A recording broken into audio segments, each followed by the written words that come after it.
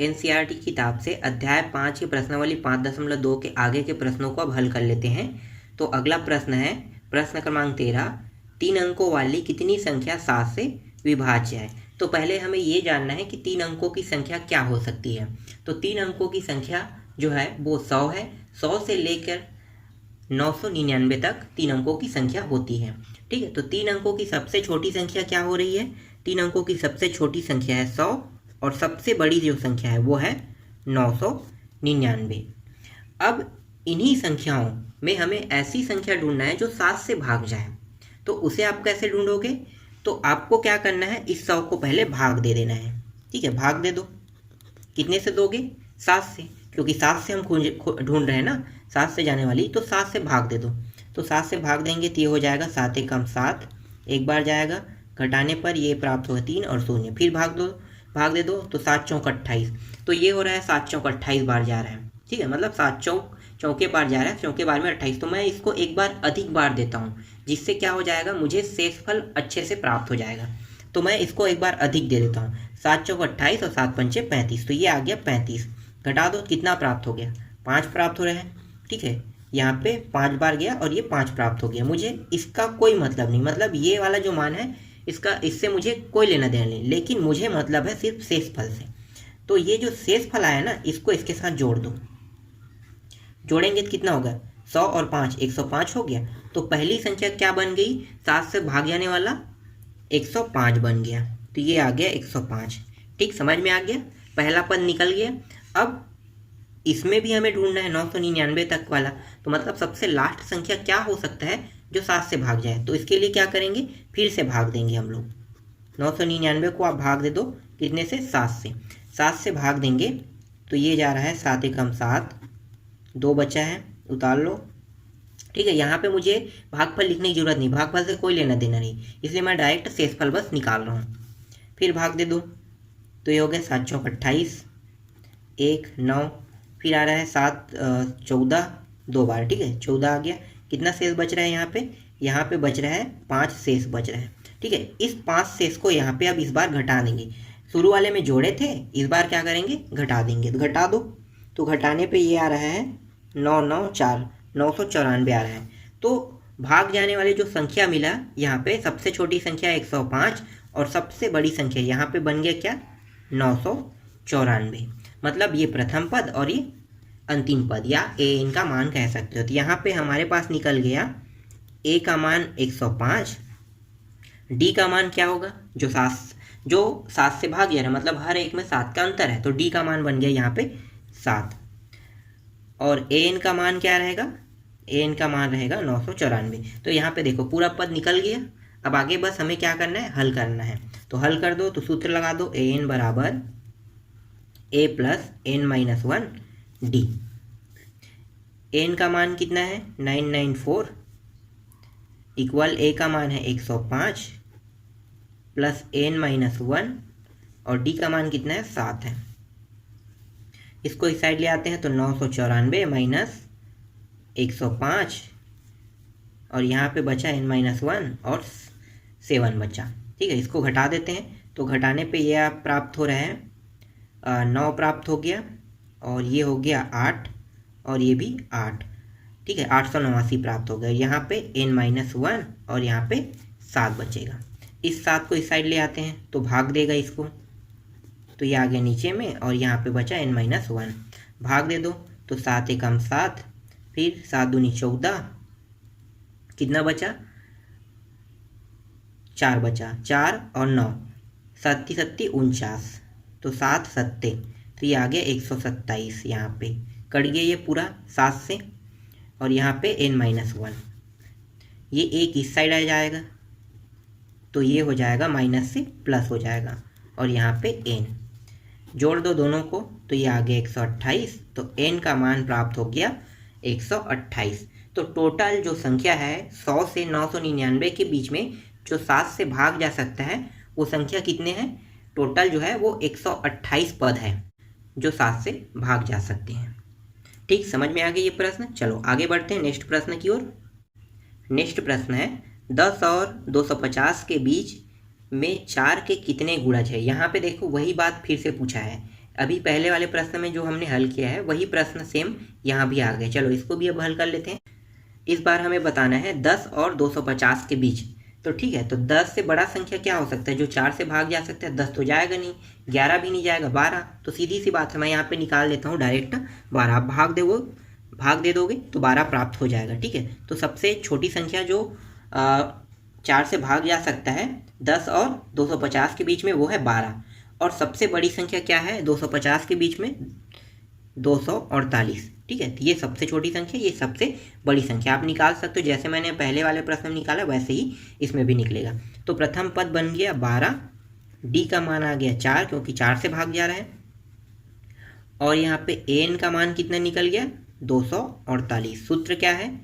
N equal ए plus n minus 1 D. इस सूत्र में मान को रख दो, तो ये हो गया 248।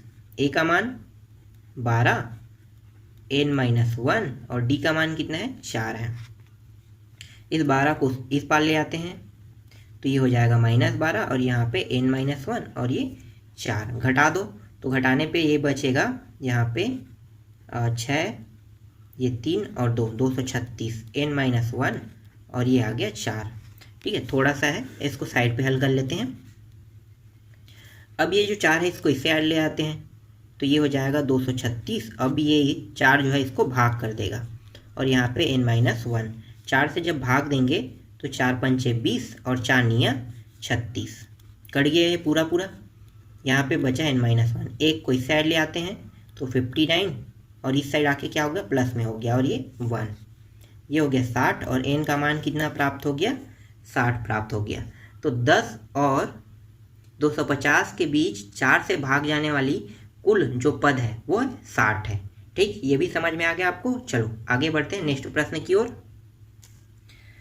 15वां प्रश्न है, n के किस मान के लिए दोनों समांतर श्रेणियों 63, 65, 67 और 3, 10, 17 के nवें पद बराबर होंगे? हमें क्या बताना है? nवें पद बराबर होंगे, ये हमें बताना है। तो यहाँ पे दो समांतर श्रेणी है। पहली जो श्रेणी है वो है 63, 65 और 67, और दूसरी जो समांतर श्रेणी है वो है 3, 10 और दिया हुआ है 17। तो दोनों समांतर श्रेणी में जो प्रथम पद है इसको मैं a1 दे देता हूँ। a1 का मान कितना है? 63। इसको d1 दे देता हूँ। d1 इन दूसरे पद में पीछे वाले को घटाओगे तो ये हो जाएगा 65 माइनस 63, तो कितना आ गया? 2 आ गया। इसी तरह से यहाँ पे a2 दे दो इसका नाम, तो a2 या फिर बड़ा a दो। ठीक है, ये a1, तो इस यहाँ पे क्या होगा? 3 आ जाएगा, और यहाँ पे d2, चलो इसको d2 रख देते हैं। तो यहाँ पे पीछे में घटा देंगे आगे वाले पद को, तो यहाँ पे प्राप्त हो गया 7। तो देखो यहाँ पे अलग अलग मान प्राप्त हो रहे हैं। अब दो समांतर श्रेणी है तो दोनों समांतर श्रेणी में जो an का मान है वो बराबर प्राप्त होगा। ठीक है, तो क्या करेंगे? दोनों को लेकर चलेंगे।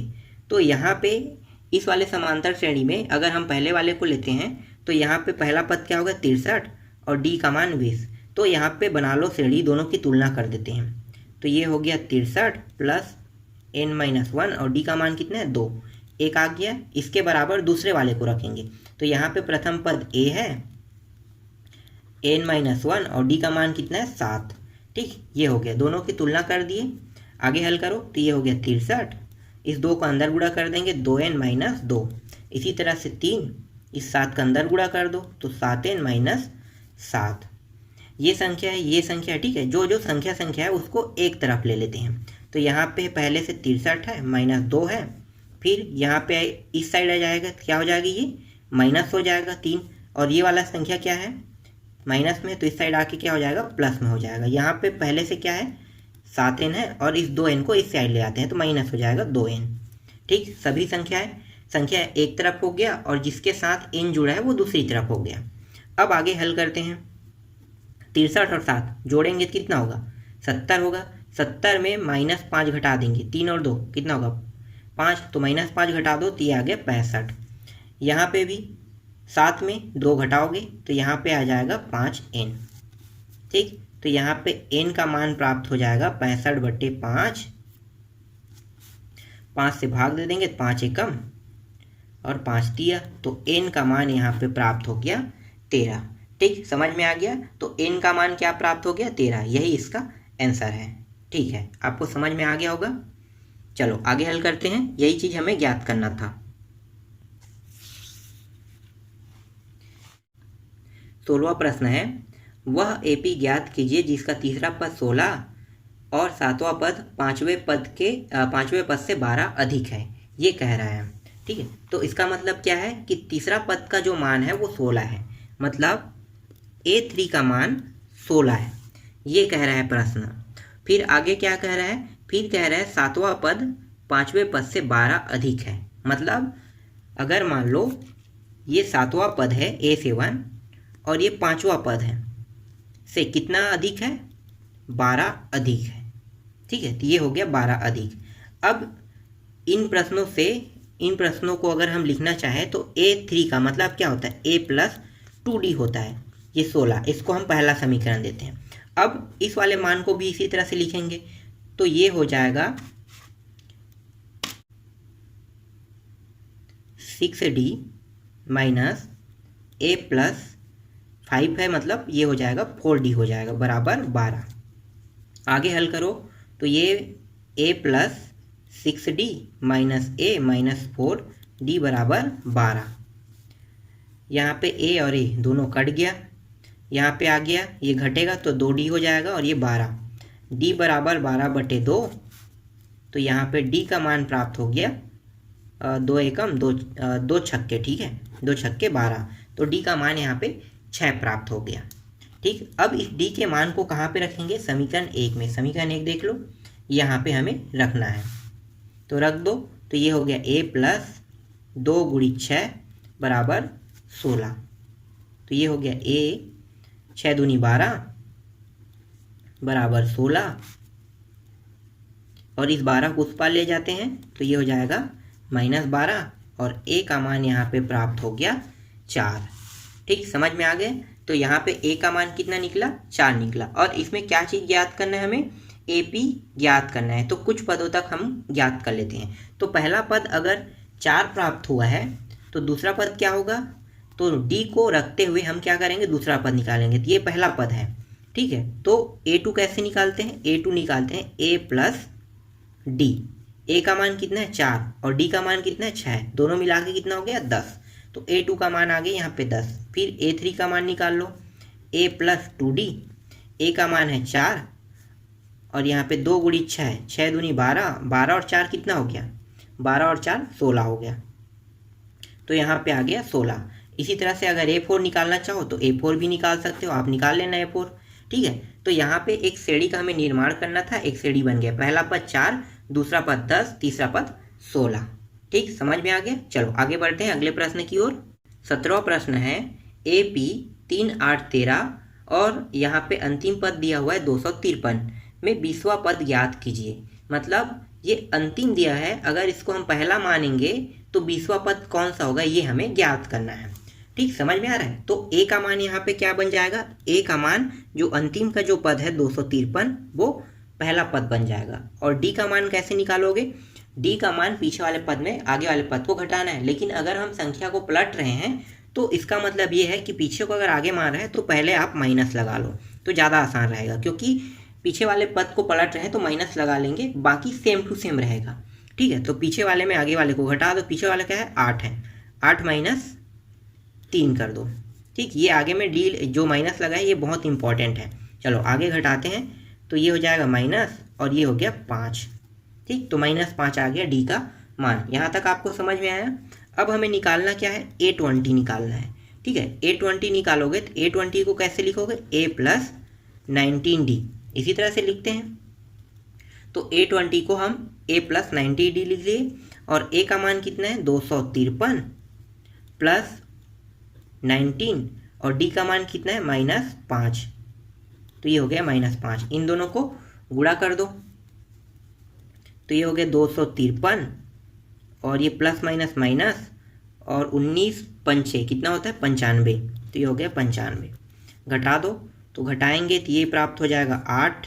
13 में 5 घटाएंगे तो 8 हो गया, और ये हो गया 14 में से 9 घटाएंगे तो 5 प्राप्त हो जाएगा। फिर ये 1 बन जाएगा, तो ये हो गया 158, ठीक है, 158 आ गया।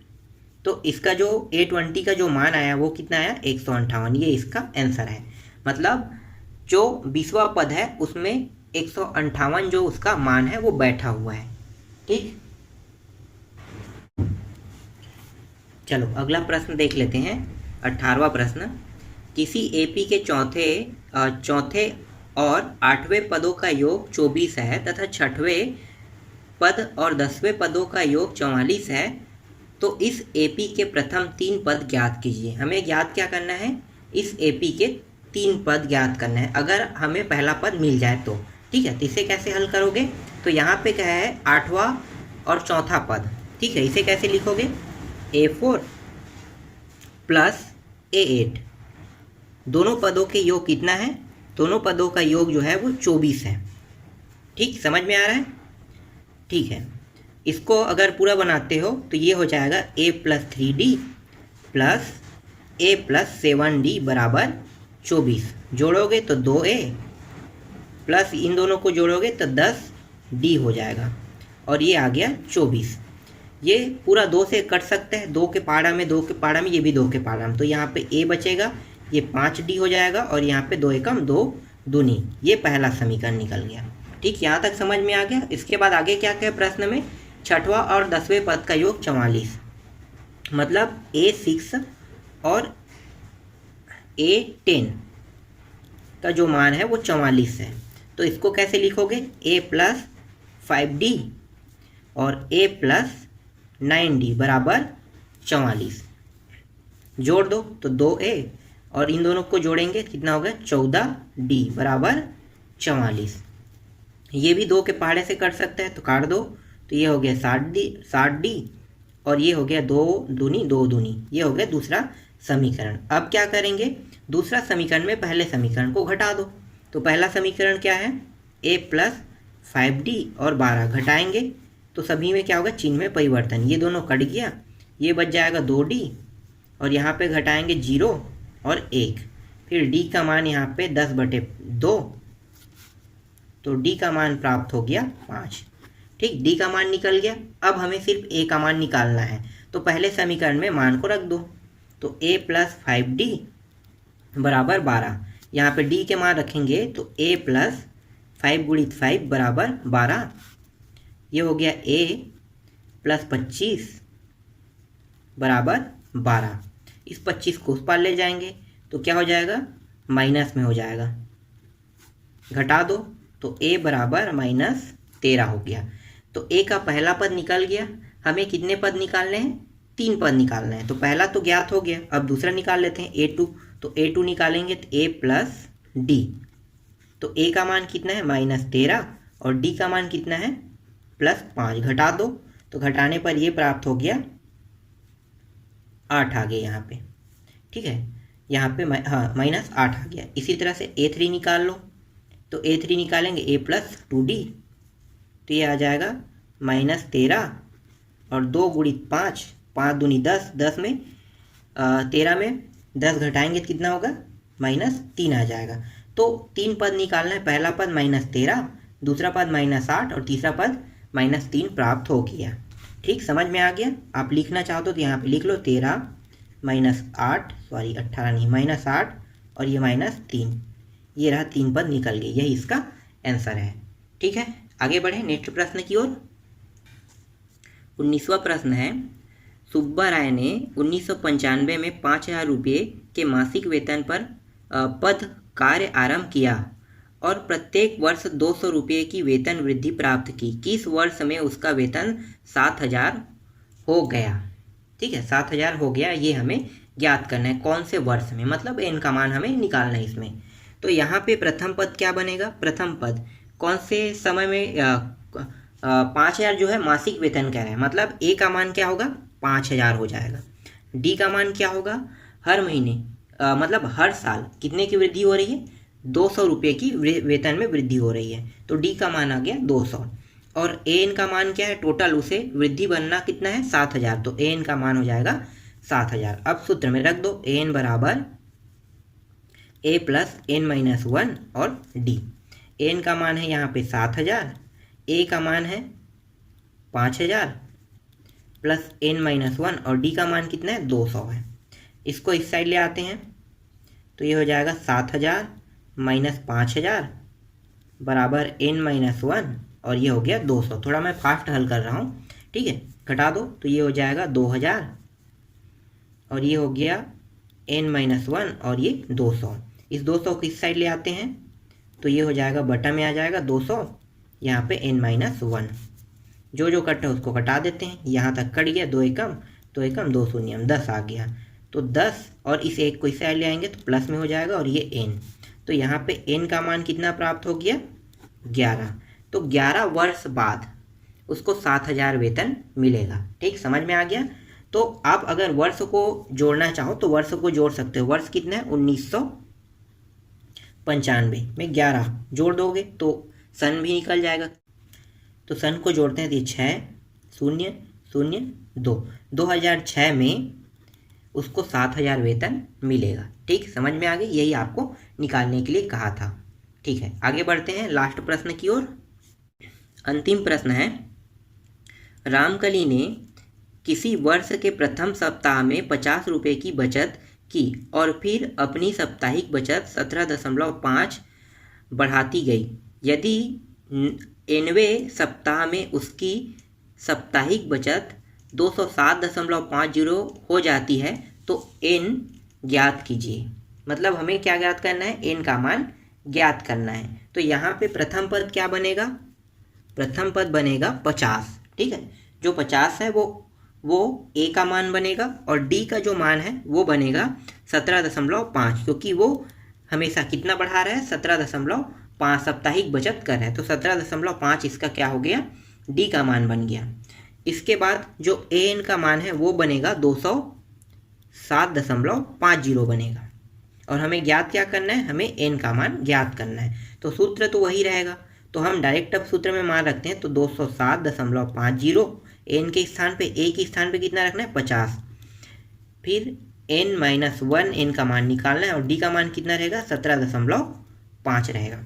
इस 50 को इस साइड ले आते हैं तो ये हो जाएगा -50 और यहाँ पे बचेगा n-1 17.5। घटा दो तो ये हो जाएगा 157.5 हो जाएगा और यहाँ पे n-1 और 17.5। इस 17.5 को इस साइड ले आते हैं तो ये हो जाएगा, यहाँ पे है इतना और ये हो गया 17.5 और यहाँ पे n-1 बस बचेगा। ठीक है, दोनों में देखो दशमलव एक एक संख्या के बाद, तो दोनों से दशमलव हट जाएगा। तो ये क्या बन जाएगा 1575 और ये बन जाएगा 175 हो गया और ये हो गया n-1। अब इसको भाग दे दो, तो इसको अगर मैं भाग देता हूँ तो ये कुल 175 से भाग जा रहा है 9 बार में, तो 9 बार में पूरा पूरा ये कट गया है। तो यहाँ पे आ गया n-1 और एक को इस साइड ले आते हैं तो 9 1 10 हो जाएगा। इस तरह से ये 10 और n का मान प्राप्त हो गया 10 और हमें ज्ञात क्या करना था, n का मान निकालना था। तो इस तरह से n का मान भी निकल गया।